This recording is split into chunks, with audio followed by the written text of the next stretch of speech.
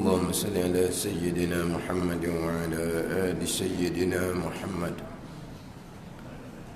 أعوذ بالله من الشيطان الرجيم. بسم الله الرحمن الرحيم.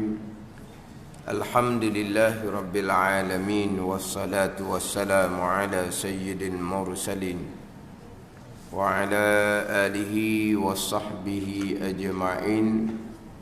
رب اشرح لي صدري ويسر لي أمري واحلل عقدة من لساني يفقه قولي.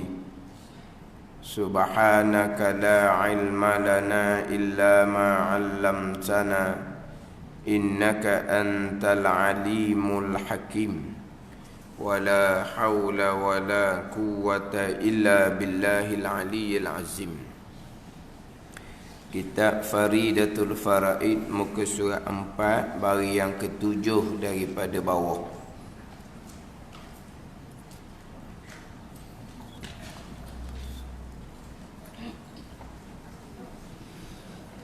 Qala al-muallif rahimahullahu ta'ala wa nafa'ana bi'ulumihi amin. Dan telah bersalahan-salahan ulama pada kufur muqallid itu, dan ketiadaan kufurnya kufur muqallid, dan qaul yang sahih bahawasanya mukmin serta berdosa dengan sebab meninggalkan oleh muqallid akan belajar dan fikir bicara. Jika ada ia muqallid daripada ahli demikian itu, demikian belajar dan fikir bicara. Dan telah bersalahan-salahan ulama, telah khilaf ulama, telah ikhtilaf oleh ulama, telah khilaf ulama. Ni kadang-kadang sebut khilaf ulama kita tak faham. Ni didatang dengan telah bersalahan-salahan ulama. Mana ulama tidak satu pandangan.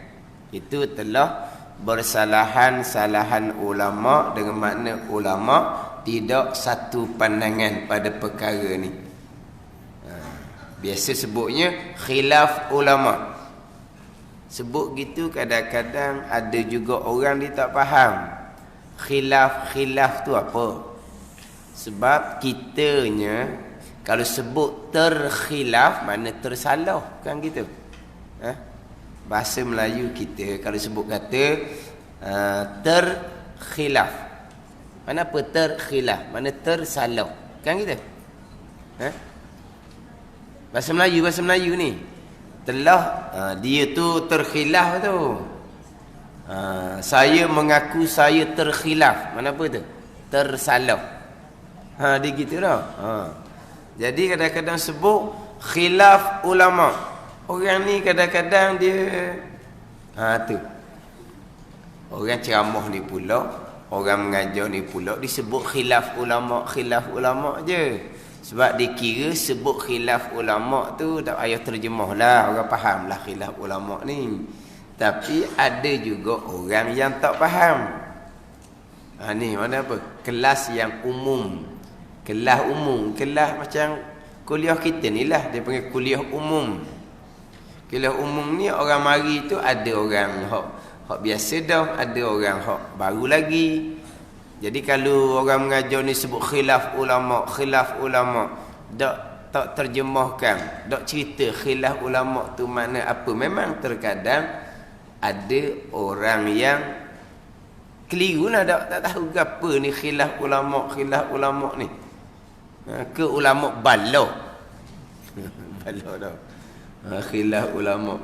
Biasa dalam fiqh lah. Pandangan ni khilaf ulama. Pandangan muktamad bergiam, pandangan dhaif bergiam. Bung kata pandangan muktamad, muktamad apa benda pula? Muktamad ni kalau Melayu kita, keputusan muktamad lagi. Faham tak? Berbincang sudah dapat tak lagi keputusan yang muktamad. Apa makna keputusan muktamad? Keputusan yang putus ada panggil tak? Keputusan muktamad. Tiba-tiba khilaf ulama. Pandangan yang muktamad, orang apa kira muktamad tu apa benda pula? Pandangan yang dhaif, dhaif kita sebut dhaif juga, dhaif ni lemah. Apa dia pandangan dhaif? Ni. Yalah. Tak sebut, ada orang tak faham. Kalau sebutkan Allah tu pun nak cerita macam kita tak tahu je. Gitu pula. Kalau khilaf ulama, apa makna khilaf ulama? Cerita orang barunya, mana baru tahu. Lama dah dengar orang ceramah khilaf ulama. Hari ni baru tahu makna apa. Tapi bagi orang tahu dah, Allah, khilaf ulama dah cerita, orang faham dah benda tu kok. Kan? So kadang-kadang orang mengajar ni, dia mengajar tu dia terlupa nak beritahu. Ada orang tanya, ustaz apa tak cerita tu? Orang tak faham tu, perkataan tu. Tak faham. Mana apa tak terperasan lah. Tak terperasan orang mengajar pun. Khilaf ulama ni, sinilah bersalahan ulama. Mana ulama tidak satu pandangan pada satu-satu perkara. Kalau kata ittifaq ulama, ittifaq sepakat. Ijma' ulama, ijma' ni gak sekalian dah lah. Di ittifaq ni ada makna ijma' pun ada juga. Sebut ittifaq ni kadang-kadang ada makna ijma'. Di ittifaq lain, ijma' lain. Ittifaq ni sepakat ulama' di kalangan ulama-ulama bermazhab Syafi'i. Contohnya. Ittifaq ulama dalam mazhab Syafi'i, tak ada khilaf. Tapi mazhab lain pandangan. Tapi kalau sebut kata ittifaq keempat-empat mazhab, tu barulah. Di kalangan ulama fiqh keempat-empat mazhab ittifaq. Tapi kenapa tak kata ijma'? Sebab ada di kalangan ulama-ulama hadis contohnya berpandangan yang lain. Tak sebut ijma'. Kalau sebut ijma' ulama, tu tak ada lah. Semua sekali. Ulama mana pun semua sekali. Ijma' ulama. Kalau kata ittifaq empat mazhab, di kalangan ulama fiqh, ittifaq empat mazhab. Ittifaq keempat-empat imam mazhab. Ittifaq keempat-empat imam mazhab. Imam tu ittifaq pandangan tu. Tapi di kalangan ulama-ulama di bawah ni ada yang tak sama dengan pandangan imam. Ada ni. Ni istilah belaka ni. Contohlah, ittifaq keempat-empat mazhab tarawih 20 rakaat. Ittifaq. Tapi di kalangan ulama hadis berpandangan lain. Contoh. Tapi dalam keempat-empat mazhab ittifaq. Tarawih 20 rakaat. Ada. Ittifaq keempat-empat imam bahawa cukur janggut haram hukumnya. Ittifaq sepakat. Sama ada imam Hanafi sendiri, sama ada imam Maliki sendiri, sama ada imam Syafi'i sendiri, sama ada imam Hambali sendiri, haram lelaki cukur janggut. Ittifaq sepakat. Tapi ada ulama-ulama dalam mazhab Maliki, ada ulama-ulama dalam mazhab Syafi'i kata makruh lelaki cukur janggut. Tu ulama-ulama di bawah tu. Adapun imam sendiri keempat-empat haram cukur janggut. Ittifaq keempat-empat imam mazhab. Ittifaq empat mazhab wajib qada solat tinggal dengan sengaja. Ittifaq sepakat keempat-empat mazhab imam ataupun ulama-ulama di bawah. Pandangan Imam Nawawi kata ijma', bukan ittifaq, ijma'. Ijma' ulama, orang yang meninggalkan sembahyang dengan sengaja wajib qada sembahyang. Tapi kenapa dalam kitab fiqh 4 mazhab contoh dia kata ittifaq? Sebab ada ulama yang bukan dalam 4 mazhab. Contohnya pandangan Imam Ibnu Hazmin mengatakan bahawa tinggal semayang dengan sengaja tidak wajib qada. Itu pandangan Ibnu Hazmin di kalangan ahli zahir. Di kalangan ahli zahir, mazhab Daud Zahiri. Tapi terkeluar daripada keempat-empat mazhab. Bagi pandangan Imam Nawawi, pandangan Ibnu Hazmin, di pandangan yang mencarikan ijma' ulama. Tak boleh pakai langsung pandangan tu, kata Imam Nawawi. Maka Imam Nawawi kata ijma' ulama tinggal sembahyang dengan sengaja wajib qada. Tapi dalam kitab fiqh dia kata ittifaq 4 mazhab. Ibnu Hazmin itu bukan masuk di dalam keempat-empat mazhab. Jadi kadang-kadang ittifaq dengan mana ijma' pun ada juga. Ijma' sekilang tak ada dah lah. Ittifaq sepakat ulama dalam mazhab Syafi'i. Ittifaq sepakat keempat-empat imam. Ittifaq keempat-empat mazhab, dengan imamnya, dengan ashabnya, ulama-ulama ini bawah keempat-empat imam, satu pandangan sahaja. Itu dia panggil ittifaq 4 mazhab. Jangan tak? Dia kadang-kadang tak datangkan dengan ijma'. Macam contoh perempuan haid, ittifaq 4 mazhab haram duduk dalam masjid. Tapi kenapa tidak kata ijma'? Sebab ada ulama hadis yang membenarkan perempuan menjadi imam kepada orang lelaki. Ittifaq 4 mazhab tidak sah. Tapi kenapa tidak kata ijma'? Sebab ada pandangan-pandangan terpencil. Tak usah cerita lah tu ni, jadi pelik pula. Jadi kan, jadi Aminah Waduk lah pula. Aminah Waduk. Tapi adakah dikatakan ijma' ulama tidak sah? Lelaki berimamkan perempuan. Ittifaq 4 mazhab. Dia kata ijma', dia kata ittifaq. Ada ni, ittifaq ni dia bukan ijma'.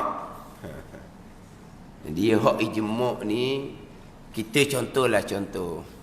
Dia kalaulah kesalahan dalam fiqh contohnya yang ijma' ulama, kena qada sembahyang lah. Dia macam rakaat sembahyang tu ijma'. Subuh 2 rakaat tu ijma'. Rakaat-rakaat sembahyang 5 tu lah ijma'. Tiba-tiba dia sembahyang subuh 1 rakaat ke 3 rakaat ke, kena qada lah. Sebab tu ijma'. Rakaat rukun ijma'. Fatihah rukun tidak ijma'. Mazhab Nabi tidak rukun, baca Quran mana pun boleh. Iktidal, Nabi tak rukun, tak iktidal sah sembahyang, tak ijma'. Tapi kalau rakaat ijma'. Sujud 2 kali ijma'.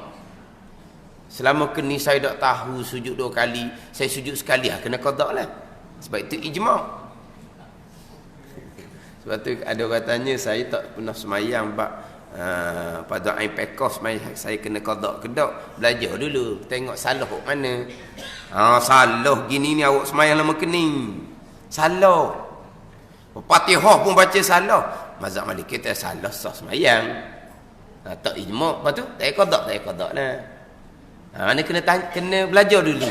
Saya baru nak belajar bab fardhu ain tauhid, baru nak belajar bab fardhu ain fiqh, baru nak belajar. Lama ni tak pernah belajar. Kena qada tak semayang, belajar dulu. Salah pegangan mana salah? Hak kafir ke, hak khilaf ulama pada kafir? Kena tahu pula situ. Kalau kafir ijma' ulama, kena qada semayang puasa. Gitu je lah. Lepas tu belajar bab semayang pula. Belajar kita buat salah. Salah tu ijma' ke tak? Kena pergi waktu pula. Salah tu dak ijma', maka tak wajib qada. Nak qada bagus je, tapi tak wajib qada. Faham tak? Dia kena satu-satu lah. Kena satu-satu. Faham tak ni? Sebab dalam fiqh contohnya bukan kesemuanya ijma'.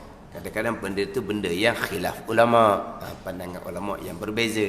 Tapi pada masa kita buat salah tu kita tak tahu pun pandangan ulama-ulama lain. Tak apa, kita taklid, kita turut mana-mana pandangan ulama selepas daripada kita buat tu lama dah. Baru kita taklid kepada pandangan tu, kita turut pandangan tu, kemudian harus, walaupun pada masa kita buat salah mengikut pandangan mazhab Syafi'i itu kita tak tahu pun kita buat salah tu ada pandangan ulama kata tak salah, semayang tak batal, kita tak tahu kemudian harus kita taklid turut pandangan ulama yang kita tak salah, walaupun kita buat salah tu dahulu tu kita tak tahu pun pandangan tu kata tak salah. Mana kita harus taklid turut mana-mana pandangan ulama selepas daripada kita buat tu dulu tak tahu pun pandangan tu diharuskan. Mana semayang kita tak payah qada. Sebab kita kalau salah qada semayang, kalau kita tak mengaji fiqh Syafi'i gak, payah nak dululah semayang kita dengan fiqh mazhab Syafi'i. Sebab semayang fiqh mazhab Syafi'i ni dia agak halus, agak teliti. Jadi kalau kita tak mengaji teliti molek, tak mengaji halus molek, kita semayang gitu je, payah nak tepat, payah nak berbetulan dengan mazhab Syafi'i yang halus, yang teliti tu. Kalau kita tak halus, tak teliti pada belajar, kita belajar kemudian tahu salah, ijma' dah salah tu, dah ijma' qada lah. Sebab ada timbul soalan gitu. Saya sebelum ni tak pernah mengaji akidah fardu ain, tahu fiqh fardu ain, macam mana semai kena qada ke tak, belajar dulu.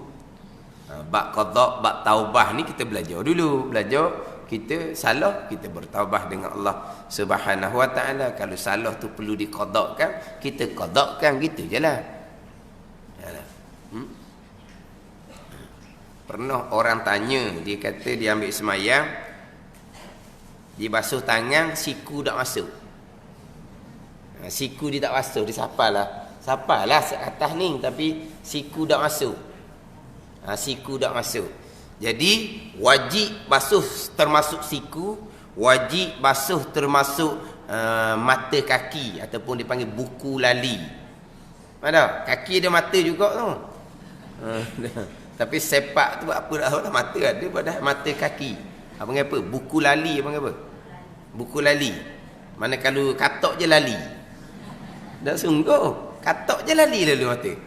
Dia seriah gitu. Ittifaq 4 mazhab. Siku wajib kena basuh, buku lali wajib kena basuh, tapi tidak ijma'. Faham tak? Itu panjang dibahas. Sebab dalam Quran, wa aydiyakum ilal marafiq wa arjulakum ilal ka'bain. Ila dua tangan ila kepada siku, dua kaki ila kepada dua mata kaki. Ila kepada, bukan hatta, ila. Lughah ni kalau ila mughayya anhu tak masuk. Macam contoh-contoh, saya makan ikan ila ra'siha dengan hatta ra'siha, lain makna. Saya makan ikan ila ra'siha, kepada kepalanya, hatta ra'siha, hingga kepalanya. Saya makan ikan ila ra'siha, kepada kepala tak makan. Kalau hatta ra'siha, dengan kepala kita gomor. Tu faham tak? Kalau datang hatta, kalau datang ila, kepala tak masuk, kita nak akan kepala. Jadi sekarang ni wa aydiyakum ilal marafiq, kepada. Jadi memang ada pandangan, walaupun itu pandangan yang dhaif, siku tak masuk. Sebab wa aydiyakum ilal marafiq, dua tangan ila kepada siku. Siku dah ayah kepada sampai sini je. Tak masuk ni. Tadilah dari segi lughah. Patut ulama bahas kenapa siku masuk, kenapa dua mata kaki masuk, panjang pula ulama bahasnya. Sebab ittifaq 4 mazhab, siku wajib basuh, dua buku lali wajib basuh. Ijma' ke tak? Tidak. Dah kelama ni saya tak basuh siku tu, lain kali basuhlah siku tu. Tapi kalau lama kening, tak apalah, tak qada lah. Itu timbul khilaf. Ila bukan hatta. Saya makan ikan ila ra'siha, kepada kepala. Mana kepala tak masuk, kita nak makan. Kalau hatta ra'siha, Saya makan ikan hingga kepalanya. Kepala saya makan juga. Habis dengan kepala-kepala. Kalau hatta. Kalau dengan ilah, sihat tak masuk. Kepala ikan tak masuk. Itu contoh-contoh. Ada orang dia kata, dia mandi wajib tak niat. Allah, pelik-pelik orang ni. Dia mandi wajib tak niat. Dia bersetubuh, dia tahu dah dia berhadap besar, dia mandi, dia peratakan air sekalian badan. Tak sama dengan mandi lain-lain. Lain dah dia mandinya. Hak mandi lain-lain tu cincai-cincai je. Hak mandi selepas bersetubuh ni berhadap besar, mandi je, mandi sungguh. Mana perata sungguh air, tapi niatnya tidak. Apanya niat tak tahulah padahal. Mana boleh tak mari niat dah. Tak mari niat. Tak apalah kita pakai macam dia kata. Dia tak niat. Oh, tak niat. Kalau ke mazhab Syafi'i kita, mandi wajib tidak sah. Bila mandi wajib tidak sah sebab niat tu rukun mandi wajib. Bila mandi wajib tidak sah, maknanya dia kekal berhadap besar. Bila kekal berhadap besar, syarat sah semayang suci daripada hadas. Kecil dan besar, mayang tidak sah. Tapi mazhab Hanafi, niat ketika mandi wajib sunat juga, bukan rukun. Makna apa? Tak apalah, pakai Hanafi lah situ. Tapi masa dia mandi wajib tak niat, dia tak tahu pun Hanafinya. Tak apalah, taklid turut kemudian tak apa. Gitu. Faham tak ni? Mana belajar lah pentingnya, belajar. Cuma bab pegangan tu, kalau pegangan tu kufur ijma' ulama, memanglah kena qada balik lah sembahyang puasa haji apa semua. Ni kena faham lah. Khilaf kok mana, ittifaq kok mana, ijma' kok mana. Kita dengar ittifaq ulama, kita kena faham sikit lah. Ijma' ulama, kita kena faham.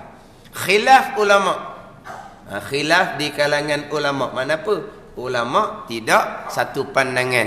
Ini pandangan yang muktamad, ini pandangan tak, ini pandangan muktamad, pandangan yang dipegangi oleh kebanyakan ulama. Kadang sebut dengan jumhur ulama.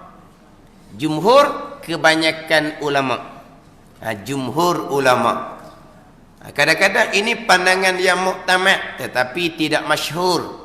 Ini pandangan dhaif tetapi masyhur. Dia buat gitu. Pandangan ni muktamad yang dipegangi oleh kebanyakan ulama. Pandangan yang rajih, yang kuat dalil. Tapi kadang-kadang tidak masyhur.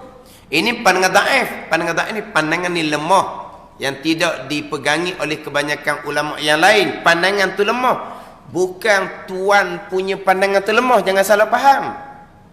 Ini disebut kata pandangan Imam Nawawi ni dhaif. Oh, mu pandai-pandai mendaifkan Imam Nawawi. Ini tak faham ni. Bukan Imam Nawawi daif, pandangan tu.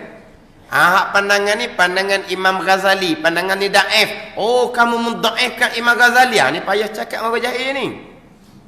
Pandangan tu bukan imam tu. Bahkan pandangan Imam Syafi'i sendiri pun ada yang daif. Hak muktamadnya mana? Pandangan murid-murid kepada Imam Syafi'i yang muktamad. Mana contoh pandangan Imam Syafi'i yang dhaif? Kaul jadid bagi Imam Syafi'i hak dhaif. Pandangan Imam Syafi'i hak kaul jadid, pandangan hak terakhir, pandangan yang terbaru, hak Imam Syafi'i fatwa di Mesir. Sebab Imam Syafi'i mula-mula duduk di Iraq, Baghdad, kemudian duduk di Mesir. Di Iraq ada pandangan dipanggil kaul qadim, pandangan lama. Imam Syafi'i berhijrah ke Mesir, terkadang pandangan yang Imam Syafi'i fatwakan di Iraq tu sudah jadi pandangan lain pula Imam Syafi'i ketika berada di Mesir. Dia panggil kaul jadid, pandangan baharu. Ini istilah-istilah belaka ni. Jadi di antara pandangan Imam Syafi'i di Mesir, kaul jadid yang dhaif adalah sunat membaca surah keempat rakaat. Kalau sembahyang itu 4 rakaat. Kalau sembahyang itu 4 rakaat, sunat baca surah keempat rakaat. Dan kita baca surah keempat rakaat. Kita baca surah di 2 rakaat yang pertama. Itu kaul qadim, pandangan Imam Syafi'i yang lama, waktu sudah terbatal kalau kira. Tapi murid-murid Imam Syafi'i berpegang dengan surah hanya di 2 rakaat yang pertama. Maka kita dah amal tu, itu bukan pandangan Imam Syafi'i kaul jadi, itu pandangan muktamad di kalangan murid-murid Imam Syafi'i sendiri. Jadi pandangan Imam Syafi'i, surah sunat baca keempat rakaat dhaif. Tak lemah pandangan tu. Bukan Imam Syafi'i lemah. Pandangan tu tidak diterima oleh murid-murid Imam Syafi'i sendiri dan ulama-ulama muktabar yang lain. Pandangan Imam Syafi'i kalau jadi sendiri, waktu maghrib hanya qada 5 rakaat sahaja. Maksud waktu maghrib, qada waktu untuk bang 4-5 minit kita kata, qada waktu untuk berwuduk, qada waktu untuk tutup aurah menyempurnakan syarat sah, qada waktu qomat, qada sembahyang 5 rakaat, habis waktu maghrib. Habis. Tak ada. Waktu isyak belum masuk, tapi waktu maghrib sudah habis. Jadi antara maghrib dengan isyak ni, dia jadi kosong di tengah tu macam subuh dengan zuhur kan. Subuh dengan zuhur kan kosong tengah tu kan. Zuhur dengan asar sambung. Asar sambung ni bukan sambung mana habis zuhur masuk asar. Dia tak sambung warna tu. Tapi di situ jadi maghrib dengan isyak jadi renggang. Itu pandangan Imam Syafi'i. Itu dhaif. Pandangan muktamadnya, habis waktu maghrib 8.32 dah, isyak 8.32. Habis waktu maghrib dengan masuk waktu isyak. Itu pandangan muktamad dalam mazhab Syafi'i. Tapi itu pandangan murid-murid pada Imam Syafi'i. Imam Syafi'i sendiri 5 rakaat di waktu maghrib. Itu dhaif pandangan tu. Bukan Imam Syafi'i pandangan tu. Ni kena faham ada pandangan Imam Nawawi dhaif. Pandangan Imam Ghazali dhaif. Tapi orang tak faham juga, Allah berani mendaifkan Imam Nawawi, berani mendaifkan Imam Ghazali. Payah kata orang ni pasal gini. Hak tak reti tapi dia buat yang reti belaka. Payah kan? Ada. Itu kalau kata, hak kata-kata pula ada pandangan yang muktamad tapi tidak masyhur. Contohnya semayang berjemaah lelaki. Sunnatul muakkadah je, sunat kuat tuntut. Bukan fardu kifayah. Itu pandangan muktamad dalam mazhab Syafi'i, pandangan Imam Rafi'i tapi tidak masyhur. Kalau tanya orang kita, apa hukum lelaki semajemaah fardu kifayah? Itu pandangan Imam Nawawi, itu pandangan dhaif. Tapi masyhur kitanya fardu kifayah. Itu jelah. Kalau kita kata kok, kitab kita ni sifat 20. Ini pandangan dhaif sifat 20 tapi masyhur. Hak mutamaknya sifat 13 je wajib kita mengetahui secara tafsil, wujud sampai ke kalam. 13 je wajib kitanya. Hak tu hak mutamak, hak tu hak rajih, hak kuat dalil pandangan Imam Asy'ari. Tetapi kita sebut sifat 13, mu tengok aku tengokmu. Sebab kita tak masyhur. Kita masyhur dengan sifat 20. Dan mutamak ke tak sifat 20? Tak. Kita dhaif, itu pandangan Imam Maturidi. Hak muktamadnya, hak rajihnya kuat dalil 13 tapi tidak masyhur. Ada ni. Ni nak cerita bab-bab panggilan ilmu ni. Kalau kita dengar pandangan muktamad, pandangan jumhur ulama. Jumhur ni kebanyakan. Jumhur mazhab. Mana jumhur mazhab ni kebanyakan mazhab seumpama tu. Jumhur mazhab dia panggil. Ada ni. Disebut jumhur mazhab. Contohlah bersentuh lelaki dan perempuan, suami isteri contohnya. Jumhur mazhab tidak batal wuduk. Kenapa jumhur mazhab? Kebanyakanlah sebab mazhab Hanafi ke, mazhab Maliki ke, mazhab Hambali ke, bersentuh kulit lelaki dengan perempuan, suami isteri contohnya, wuduk tak batal. Jumhur mazhab. Tapi pandangan muktamad dalam mazhab Syafi'i kita, bersentuh lelaki dengan perempuan, yang disentuh, yang menyentuh sengaja tersalah batal. Pandangan dhaif dalam mazhab Syafi'i pula ada juga pandangan dhaif dalam mazhab Syafi'i, yang menyentuh saja batal, yang disentuh tidak batal. Sudah. Kita tak usah pegang orang lah. Orang kita pegang muka kita, tangan dia. Kita bukan pegang dia, dia pegang kita. Dia sentuh kita, kita tak atas. Pandangan mana tu? Pandangan dhaif dalam mazhab Syafi'i kita. Tapi jumhur mazhab bersentuh lelaki perempuan tidak batal wuduk. Jumhur mana kebanyakan mazhab. Mana? Kita biasa dengar ke jumhur. Dalam tulisan Rumi pun ada jumhur. Jumhur, jumhur ulama. Tulisan Rumi tu kalau kata sak khabar ke, jumhur ulama. Dan ada juga pandangan muktamad, pandangan dhaif. Kena faham lah. Jadi daif ni pandangan, bukan imam tu. Bukan ulama yang mengeluarkan pandangan tu. Tapi kalau beritahu macam ginilah. Hak amalan kita sama-sama. Contohnya semai sunat tasbih. Pandangan muktamad dalam mazhab Syafi'i tidak ada. Hak semai sunat tasbih ni pandangan Imam Ghazali, pandangan mazhab Hanafi, yang ada. Cerita gitu je lah. Tapi pandangan muktamad dalam mazhab Syafi'i, pandangan Imam Nawawi, tidak ada semai sunat tasbih. Dah tu orang dulu kita main makan ni, kita pakai pandangan Imam Ghazali. Sudahlah. Dah sudah betul gitu lah. Dah boleh kita turut Imam Ghazali. Man qallada aliman laqiyallaha salima. Siapa yang turut orang alim, dia akan berjumpa dengan Allah hal keadaan selamat. Nak turut Imam Ghazali turutlah mayang sunat tasbih. Kalau mana berasa malas, tak sadut semayang, tak ada usuruh pun. Ke mana? Tapi kena wayak gitulah. Oh ni man tasbih. Tak ada pada pandangan muktamad dalam mazhab Syafi'i. Tu ada hadis yang cerita bab sunat tasbih. Hadis tu pula khilaf ulama pula, sama ada hadis tu dhaif ke, hadis tu maudhu' ke, atau panjang pula pasang dia. Tapi kalau tanya macam mana dengan sembahyang sunat tasbih, khilaf ulama. Hak muktamad dalam mazhab Syafi'i tidak ada sembahyang sunat tasbih. Gitu jelah. Pandangan Imam Ghazali ada sembahyang sunat tasbih.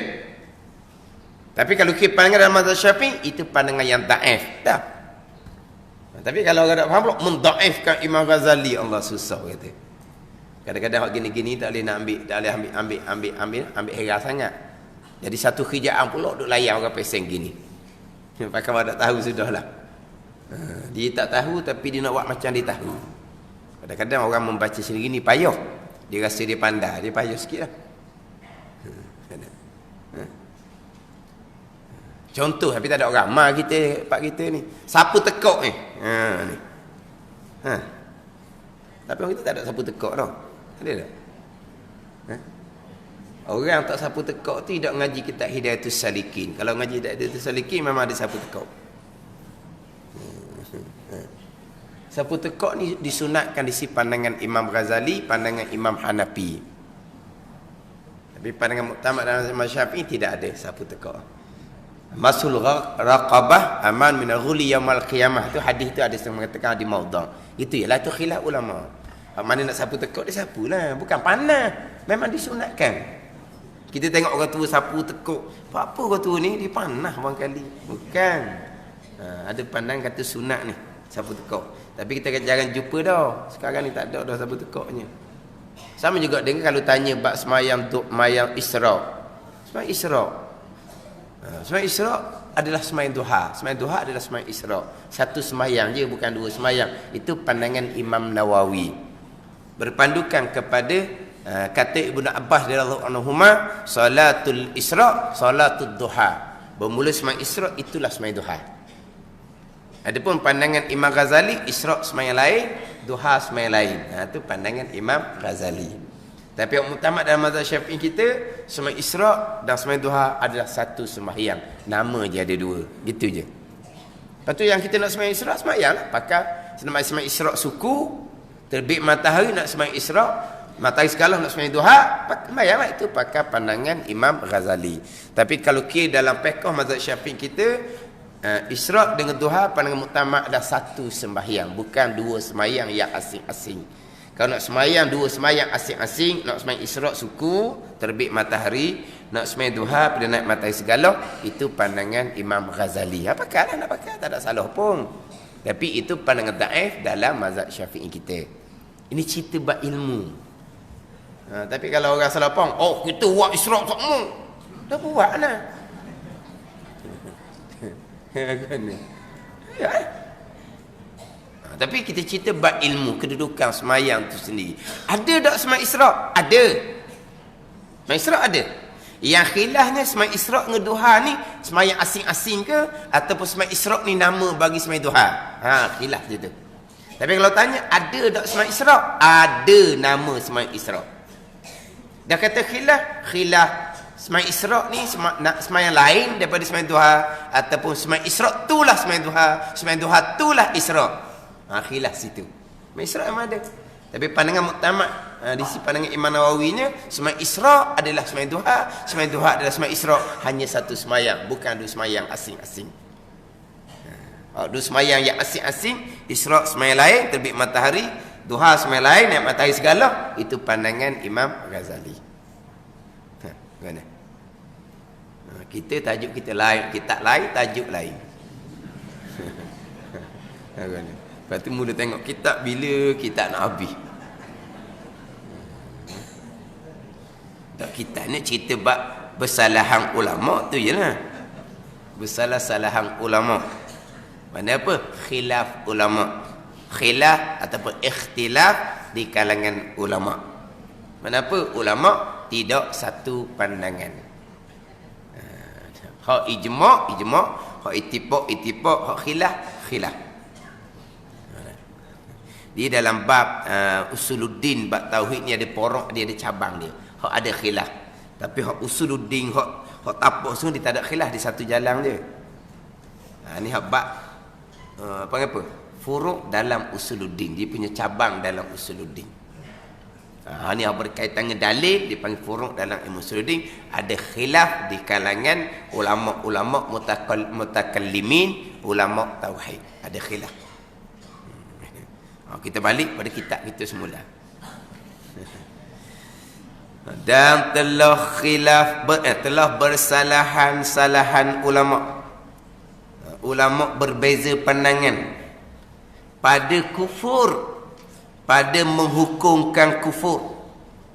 Pada kufur, pada menghukumkan kufur muqallid itu dan ketiadaan kufurnya. Muqallid ni apa pula ni? Hak minggu lepas lah. Hak muqallid minggu lepas. Hak minggu lepas dah ingat dah, dia kata seminggu dah. Susah lalu. Kena cerita pula muqallid. Cerita muqallid pula siapa pukul 10. Tu jadi panjang masa. Muqallid ni orang yang berpegang kejap tetapi tidak berdalil. Tu muqallid. Muqallid ni orang yang taklid, turu orang, buta-buta, bulat-bulat, tanpa ada dalil ataupun penunjuk ataupun alasan sendiri. Di dalil ni dia mustaq daripada dilalah. Dalla yadullu dilalatan fahuwa dalilun. Mana dilalah ni penunjuk, penanda.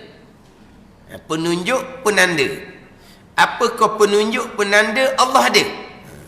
Ada makhluk. Tu dalil dia panggil penunjuk.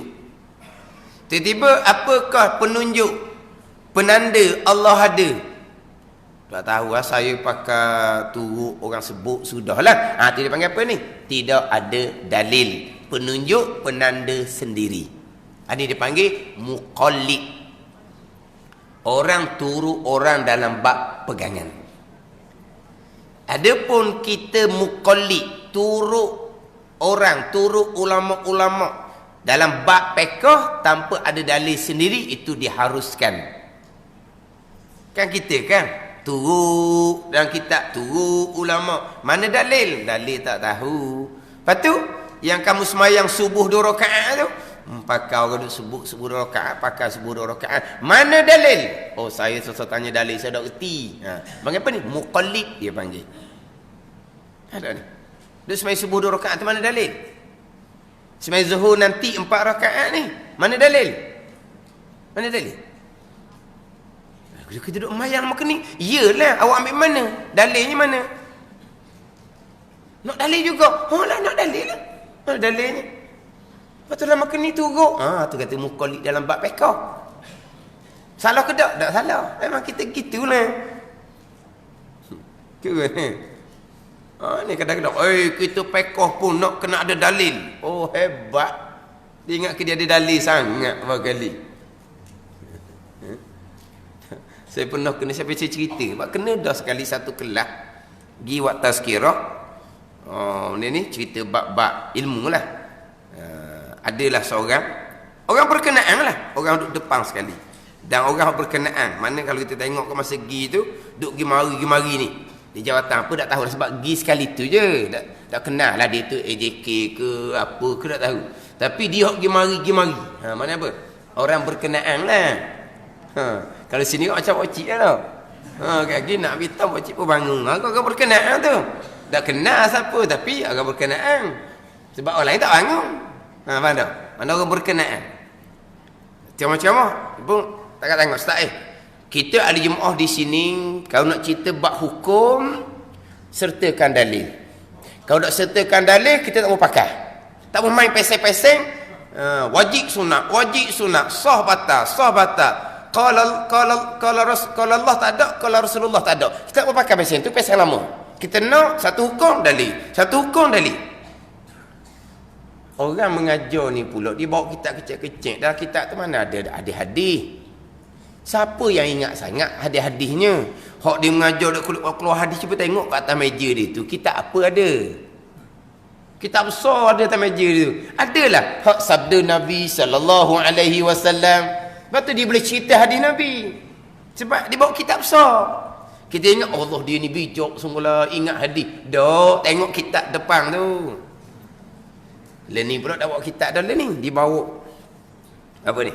Sering. Pasal nanti pula. Orang ngajar ni kan dia bawa kitab, dia bawa benda dia tu.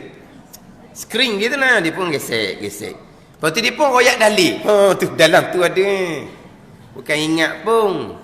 Jadi kalaulah cerita hukum dia tanya dalil, kalau kitab tak ada depan, nanya orang ngajar tak ingat hadis tu. Tapi kita tak ambil main peseng-peseng. Ni ada ni orang ngajar diri yang beri jalan seumpama ni. Kita nak kalau tak ada dalil kita tak faham. Nak suruh kita amal sebut dalil. Dalam hadis ke, dalam ayat Quran ke? Kata nanya peseng ni. Jadi sebelum dia makan kita makan dia dulu. Gitu ya. Tadi tanya dia. Dah tadi sembahyang maghrib 3 rakaat. Nanti sembahyang isyak 4 rakaat. Iyalah, mana dalil? Dah kata dalil. Dah tadi kata nak dalil kan? Saya nak tanya. Tanya saya tak ingat dalil. Kalau nak saya akan balik rumah cari kitab. Kalau nak dalil. Saya nak tanya hak kata orang surah ni kalau dak ayat dalil tak Muhammad. Sekarang ni dok amal maghrib 3 rakaat. Dok amal isyak 4 rakaat. Mana dalil? Kita tahu dah kebir-kebir adanya. Lepas tu dok bunyi dak akak muka senyap. Biar kau kena diri kau. Ni tak kena diri ni. Adalah tu orang suruh ke dia gitu tu. Kita bab fiqh ni kalau nak cerita dalil, kadang-kadang kalau kita ambil fiqh macam kitab Bulughul Maram contohnya. Kitab fiqh hadis. Kita boleh ambil kitab fiqh hadis tapi dalam tu sebut man massa farjahu falyatawadda. Siapa sentuh kemaluan maka kena ambil wuduk kembali. Didatangkan hadis satu laginya berkaitan dengan sentuh kemaluan, Nabi kata hal hiya illa qit'atun minka. Tidak adalah kemaluan melainkan satu anggota daripada kamu. Mana sentuh kemaluan macam sentuh macam pegang lutut, macam pegang peti, macam pegang apa batal dekat sembahyang kita. Dah, sentuh kemaluan pun dak batal kau. Mari dua hadis. Dua hadis sahih belaka. Kita dengar pening pula dah. Mana pula ni? Hadis sahih belaka ni. Ada satu hadis kata sentuh kemaluan kena ambil sembahyang semula. Ada hadis kata sentuh kemaluan macam sentuh anggota tubuh yang lain. Batal tak wuduk? Dah. Kemaluan pun tak batal wuduk. Dia pening pula kita duk main ke hadis tu. Jadi kita ngaji kot fiqh je. Jumhur mazhab, jumhur mazhab Syafi'i, mazhab Maliki, mazhab Hambali sentuh kemaluan batal wuduk, mazhab Hanafi tak batal wuduk sebab dia pakai hadis kita tak batal. Faham tak? Jadi dalil masing-masing ada. Tapi kalau kita ngaji tu lebih serta dengan tahu dalil lagi comel. Tapi kalau kita setakat muqallid dalam bab fiqh gitulah kitanya. Tak kan? Tak muqallid dalam bab fiqh kitanya. Kalau kita kata kita ambil wuduk, basuh muka, basuh tangan, sapu kepala, basuh kaki. Mana dalil? Faghsilu wujuhakum wa aydiyakum ilal marafiq wamsahu bi ru'usikum wa arjulakum ilal ka'bain. Ayat Quran. Ingat ada dalil tu? Tak ingat-ingat pun. Apa tu? Kita semayang dimulai dengan takbir. Mana dalil? Fatihah. rokok, iktidal, sujud. Mana hadis? Memang ada hadis belaka. Iza qumta ila solah fakabbir summa qra' ma tayassar minal Quran summa rka' hatta tatma'inna raki'an. Ada hadis panjang, hadis tu cerita. Tapi kita dah ingatlah hadis tu. Lepas tu kita pakai je. Kata panggil turuk. Ada turuk dalam bab pekor diharuskan. Tapi dalam bab pegangan ni wajib berdalil. Dalam bab pegangan, dalam bab usuluddin, la tuqallidu fi dinikum, ni fi usuluddin. Jangan kamu turut orang dalam agama kamu, dan dalam bab usuluddin, dalam bab tapak agama kena ada dalil, wajib berdalil. Kemudian orang yang tidak berdalil ni, apa hukum orang yang tidak berdalil? Dan telah bersalahan-salahan ulama pada kufur muqallid itu, berpegang dengan turut orang semata-mata dengan tidak ada dalil. Dan ketiadaan kufurnya, ada ulama kata imam tak sah lagi. Sebab makrifah dia tidak sah. Kita terdahulunya permulaan agama adalah mengenal Allah. Apa makna mengenal Allah? Mengenal Allah, mengaku putus di hati, sebenar serta berdalil. Tu makrifah. Hak makrifah permulaan agama ni. Tidak sah makrifah ni, maka tidak sah agama. Awaluddin makrifatullah. Awal agama mengenal Allah dalam kitab Faridatul Faraid.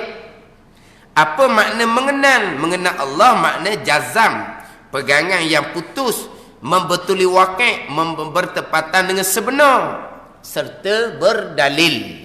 Ni makrifah. Tiba-tiba tak ada berdalil ni, makrifah sah ke tak? Satu pandangan mengatakan tidak sah makrifah, makna kufur lagi, imannya tidak sah. Itu satu pandangan. Satu pandangan katakan ketiadaan kufurnya, iman dia sah, makrifah dia sah, tapi berdosa. Jadi kita duk cerita bab permulaan agama, awaluddin makrifatullah, mengenal Allah. Hak makrifat amah ni. Kemudian kalau ada dengar orang duduk royak, awaluddin makrifatullah bukan makrifah hak tauhid ni. No, makrifah hakikat tasawuf no, atau awaluddinnya. Maka tu pun samalah. Awak dah tahu sudahlah. Sebab kalau pakai pasal tu, kitab-kitab tauhid semuanya kena robah belaka. Kena robah, kena ubah belaka. Buka kitab tauhid mana pun, permulaan agama mengenal Allah, mengenal hak i'tiqad tauhid ni. Ini permulaan agama. Ada orang tak awaluddin makrifatullah bukan hak tauhid ni. Sebab apa jadi gitu tu pula? Sebab kalau kata hak permulaan agama dengan Allah tauhid ni, tauhid dah ajar. Duk ajar hakikat aja, dia kena ubah tu lah permulaan agama. Biar juang dengan hak dia bawa. Kalau sebut kata permulaan agama mengenal Allah dalam tauhid ini, kalau permulaan agama mengenal Allah dalam ilmu tauhid, awak kena ngajar kitab tauhid lah mula-mulanya. Tak ngajar kitab tauhid, duk ngajar kitab-kitab tasawuf haqiqah. Jadi kena royak permulaan agama hak tasawuf lah pula. Biar berjuang dengan bawa. Hak pasal-pasal gitu tu orang hak tak ada syariat. Kalau tak ada syariat ni, tak usah duduk duli sangat. Susah jadi. Kalau kita duduk cari, jadi susah pak kita jadi. Sebab apa? Sebab dalam kitab tauhid semuanya sama aja. Permulaan agama mengenal Allah dan tauhid. Benar. Hak makrifah dan kitab haqiqah tu kurniaan daripada Allah. Itu makrifah dengan zauq, makrifah dengan syuhud, makrifah dengan wujdan. Itu cerita bab maqam-maqam auliya, kurniaan Allah Subhanahu wa taala. Jadi nak jember hak nu dia kata nu permulaan agama ni, dia nak segera tu. Lepas tu hak tauhid ni, ini bukan permulaan agama. Lepas tu dak cari hak tauhid. Lepas tu mana syariat akidah kitanya, tak cari hak tu. Tauhid ada dah, dia kata kan tak ada tauhid langsung. Tak ada tauhid masalahnya. Akidah ahli sunnah hak mana pun tak tahu. Jabariyah qadariyah hak mana pun tak tahu. Tak ada sebenarnya. Bukan ada pun hak perasaan macam ada tu. Memang ada pegangan. Beriman dengan Allah, beriman dengan malaikat. Tapi untuk sah iman, kena sah ke enam rukun iman. Termasuk hak qada qadar. Dah lepas dak qada qadar, tak mengaji pun. Tapi takkan tak ada iman langsung. Tak ada kalau tak sah ke 6 rukun iman. Tak ada tu, tak ada hak lainnya. Tapi hak tu dak cara dia nak nampak tinggi, dia kena letak hak tu bukan permulaan agama. Hak permulaan agama atas tu. Kena pusing lah, hak kena pusing lah. Nak kena dengan hak bawakan nafsu hak tak betul. Ini semua golongan-golongan yang mengenepikan syariat. Sama ada syariat bab akidah fardu ain, sama ada syariat bab pekoh fardu ain. Kalau bab pekoh kok pekoh je. Tu pekoh. Tu pekoh. Komang pula pekoh ni. Ada pesan gini ni, yalah. Dia kullu hizbin bima ladaihim farihun, tuan kata tiap-tiap kumpulan dia bergembira dengan kumpulan mereka, mereka beranggapan kumpulan mereka lah betul. Samalah dengan hak berpecahnya ummah Nabi pada 73 golongan tu, ke-73 kata dia hak betul, gitu jelah. Lepas tu kita nak betul macam mana kita balik kitab-kitab karangan ulama muktabar. Macam ada kitab Faridatul Faraid kita ni. Permulaan dulu. Siapa orang beragama? Orang yang berakidah dengan akidah Ahlussunnah wal Jamaah. Tu mula-mula sekali.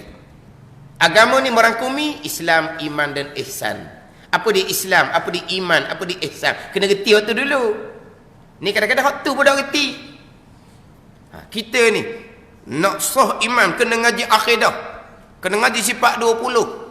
Lepas tu macam mana dengan orang kafir? Asyhadu an la ilaha illallah wa asyhadu anna Muhammadar Rasulullah. Tak sempat nak baca sifat 20 mati. Nak tanam mana orang kafir ni? Ni dak reti langsung asal agama kalau seumpama tu dak retinya. Dia bila dia mengucap dua kalimah syahadah, zahirnya sukarela, dia faham apa dia ucapkan, dihukumkan dia orang Islam. Bila orang Islam mati ditanam di kuburan orang Islam. Iman dia dengan Allah Taala pula tu. Bicara bab iman pula.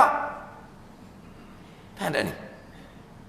Ni kita orang Islam, hak warisi daripada ibu bapa. Tak belajar apa-apa pun, semayang pun tidak, puasa pun tidak, halal haram pun tak tahu, kita kata. Faham tak? Siapa masa dia mati? Tanah ke bawah Islam sebab dia warisi Islam daripada mak ayah. Lepas tu macam mana dia tak ngaji akidah apa semua? Itu dia dengan Tuhan lah, bab iman pula. Ada siapa dah nak beza antara Islam dengan iman? Dan mengucap dia kalimah syahadah, tak sempat ngaji 40 mati nak tanam mana? Makna apa ni? Asas pun tak ada. Asas agama pun tak ada. Kita orang masuk Islam, hati dia percaya akan Allah secara ringkas, hati dia percaya pada Nabi secara ringkas, sah iman dia, mati ahli syurga dia.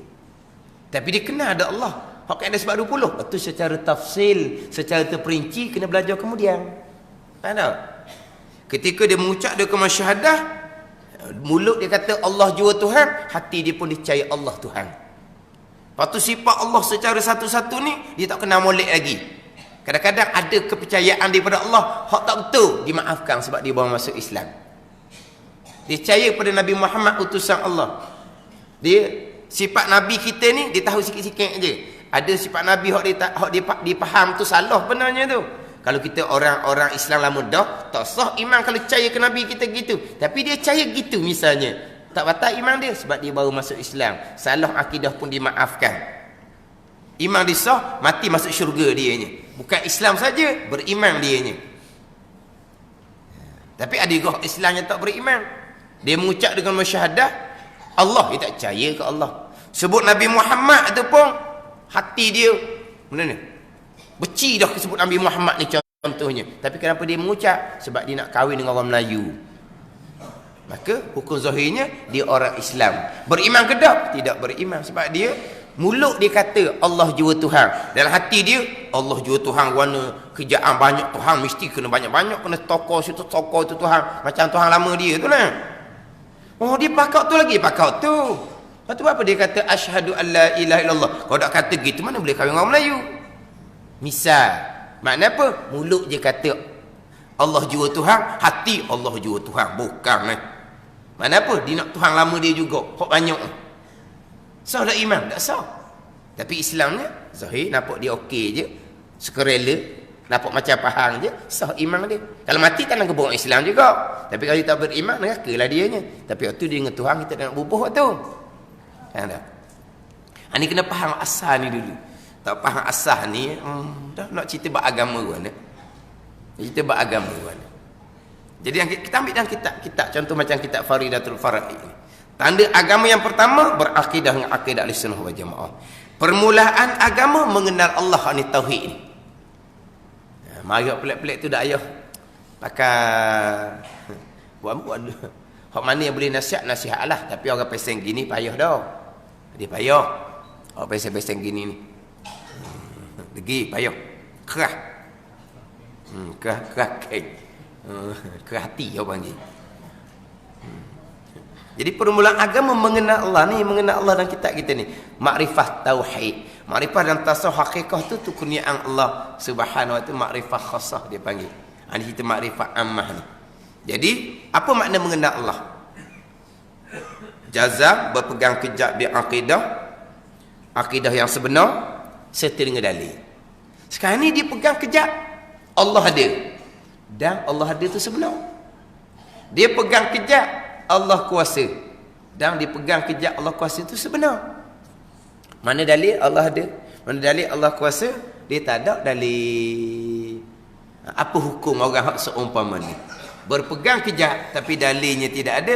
Khilaf ulama pada kufur muqallid itu. Mana imam dia tak sah lagi, kafir atau dan ketiadaan kufurnya. Kemudian antara dua ni, hak kata kufur muqallid imamnya tak sah lagi. Dengan hak tidak kufur imam disah dah walaupun tak ada dalil pun. Jadi antara dua ni manakah pandangan yang muktamad, manakah pandangan yang sahih? Antara dua ni, dan kaul yang sahih, kaul yang muktamad, bahawasanya mukmin sah iman dia. Sebab apa mukmin? Dah dia berpegang kejap Allah ada, Allah kuasa contohnya. Hak dia pegang kejap Allah ada, Allah kuasa tu dah betul pula. Mukminlah dianya. Dia kalau pegang dak kejap Allah ada kemungkinan 90%. Hak tu awal-awal lagi dah tu. Hak tu tak panggil makrifah, hak tu tak sah iman. Allah ada ke tak? Allah ada mungkinlah. Berat ala kadalah, tapi tak ada kemungkinan juga. Tak sah iman. Atau kafir sepakat ulama tu, atau ijma' ulama kafir. Maknanya dia percaya Allah ada setakat 90% je. Tapi ada kemungkinan 10% lagi Allah tak ada. Tu tak panggil jazam, tak panggil putus, atau tak sah iman, atau kafir. Sekarang ni dia pegang putus. 100% dia pegang Allah ada. 100% dia pegang Allah kuasa. Dan pegangan Allah ada kuasa itu pula muafakat dengan wakil, bertepatan dengan sebenar-benar. Tapi dalil tak ada. Tak kira dalil tu dulu. Hak dia pegang kejap, putus, sebenar, sah iman. Kita. Ini pandangan muktamad. Sah iman serta berdosa dengan sebab apa dosa dia? Dengan sebab meninggalkan muqallid akan belajar dan fikir bicara. Dia boleh belajar padahal, dan dia boleh fikir, ni dalil Allah ada makhluk dalam bumi, tapi dia malah belajar, malah dia fikir. Maka berdosa betul tu. Berdosa. Selagi tak belajar, selagi tu dosa akan dicatat tiap-tiap lahzah. Tapi iman dia sah ke tak? Sah. Iman dia sah. Tapi berdosa.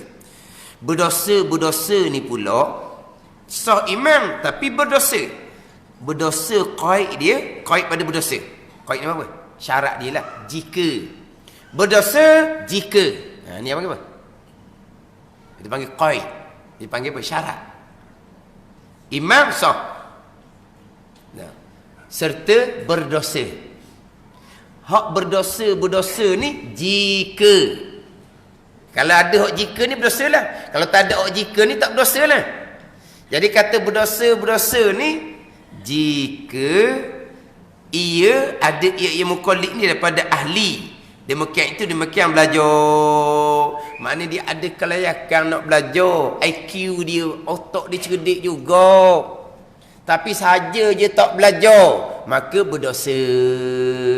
sebaliknya kalau dia jenis apa? Benok ke panggil. IQ rendah lah kita kata. Sebut benok tu. Benok dengan bodoh ni berat benok lagi. Tahu? Di bodoh ni kalau kita ulang-ulang dia faham. Kalau jenis benok ni apa beza bodoh dengan benok? Orang kita ceramah-ceramah tu kan bodoh apa tak berbenok? Kebenok ni memang berat dia bodoh dah. Kebenok mana apa? Benok ni maknanya IQ rendah lah kita kata dah. Mana dia ni memang tak cerdik sangat. Hari ni kita ajar dia. Ingat molek, awak pegang akidah tu ada sekali lagi. Dalil penunjuknya ni ada semua ni, ada semua ni. Ini dalil Tuhan dia ni. Faham molek dah molek kau. Tanya esok, pegang Allah ada. Mana dalil? Dalil berapa pula? Dah lah nak pegang Allah ada ni kena ada penyebab dia, kena ada penanda dia. Dah penyebab awak ngajar saya gitu, saya pegang awak kata Tuhan ada sudah lah. Jadilah tambah-tambah bening kepala dah dia kata. Ni benok ni. Benok ni jangan duk tekan. Ngamuk dia. Orang benok ni kalau ngamuk pun polis tak takak apa kali. Gini.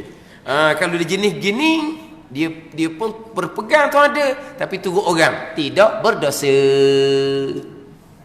Hak berdosa ni mana ni?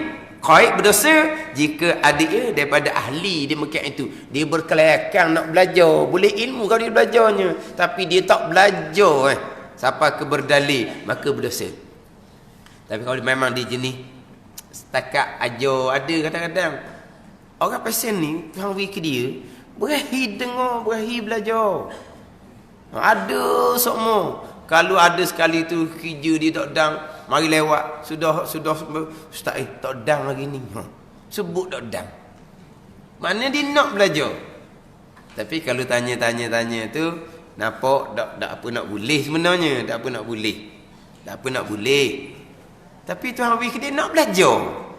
Mana ada semua tak ada sekali, ada juga tapi siapa sudah dah bawa siapa? Sudah ustaz minta maaf ustaz hari ni tak dang.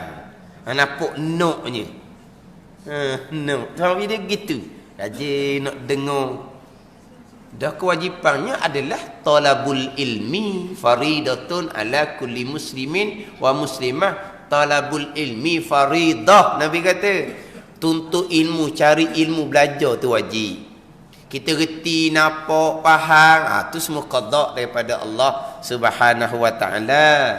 Cuma kalau orang peseng hak jenis ilmu ni tak berapa nak masuk, mana hak IQ rendah sama je dengan hak tua sikit tau. Sebut tua kan kita ramai orang tua, marah dia orang pula. Mana samalah kalau kita ni belajar gam tu kurang. Faham dah ni? Sebut gam ni faham lah, jangan tanya gam benda pula. Maknanya tidak makan koko minda. Kena makan koko minda banyak sikit. Ada makan koko minda. Jadi ilmu tu kita wajib belajar, tapi penguasaan ilmu kita terhad. Kita wajib kena belajar sampai ke mati. Dan belajar pula pada ain sahaja tupu. Jangan nak belajar lain, melainkan kalau kita belajar banyak tak apa. Sebab kita ni belajar, lepas tu lama-lama ulang pula sama. Gitu legon. Acak kali dah kita ada cerita bab ni. Gitu. Tapi molek juga kalau gitu. Dia boleh ilmu baru semua. Kalau jenis cerdik ni payah. Dengar semua dah tu. Payahnya cerdik. Jenis gitu. Boleh lah. Laku sikit. Laku sikit. Tapi kalau kita duduk tahap tu, kita kena belajar sampai ke mati. Tapi kalau kita belajar, Tuhan kitanya boleh menguasai ilmu, fardhu-ain tauhid, fiqh, tasawuf, kita ada kekangan, kita berhenti belajar, tak ada salah dah. Tapi kalau kita belajar tak lekat molek, tak boleh berhenti belajar. Nak pergi nu jaga anak, tak ada jaga anaknya. Tak boleh berhenti belajar. Tapi learning tak apa, jaga anak dia kata. Apa? Live FB ada. Kau tu pula. Sedap pula jadi demo. Boleh ikut live FB. Kita orang ngajar ni tak boleh pergi mana-mana. Orang ngaji ada hak, dia tak ngaji, dia ikut live FB.